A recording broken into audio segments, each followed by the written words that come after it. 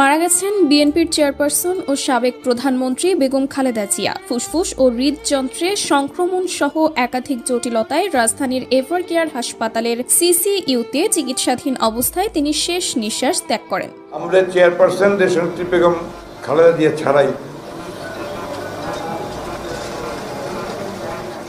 Sorry আপনারা একটু বন্ধ করেন।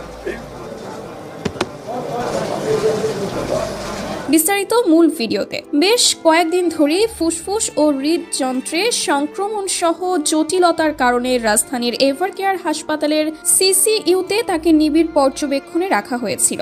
সংকটাপন্ন অবস্থার খবর পেয়ে মধ্যরাতে বিএনপির বিভিন্ন শীর্ষস্থানীয় নেতা নেত্রীরা হাসপাতালে ভিড় করেন। এর আগে তার শারীরিক অবস্থার কিছুটা উন্নতির কথা জানা গেলেও বর্তমানে তা আবারও চরমভাবে অবনতি ঘটে। বিভিন্ন গণমাধ্যমের প্রতিবেদন এবং স্বজনদের সামাজিক যোগাযোগ মাধ্যম পোস্ট অনুযায়ী তার অবস্থাকে অত্যন্ত আশঙ্কাজনক বলে জানানো হয়। এই অবস্থায় তো কোনো মানুষই যে একেবারে আশঙ্কার ঊর্ধ্বে সেটা তো বলার সুযোগ নাই।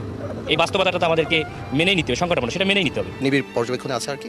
ইনশাআল্লাহ আল্লাহ তাআলা কাছে আপনারা দোয়া করবেন, দেশবাসীর কাছে দোয়া চাই, এটাই আর কিছু না। আমরা সবাই মিলে দোয়া করব ম্যাডামের জন্য। এদিকে বেগম খালেদা জিয়ার শারীরিক অবস্থার অবনতি দেখে বিভিন্ন রাজনৈতিক দলের নেতাকর্মীরা বলেন, রাজনীতি দল মত ও মতাদর্শের ঊর্ধ্বে উঠে আমরা তার দ্রুত সুস্থতার জন্য সবার কাছে দোয়া কামনা করছি। বেগম খালেদা জিয়ার পরবর্তী আপডেট জানতে আমাদের সঙ্গেই থাকুন।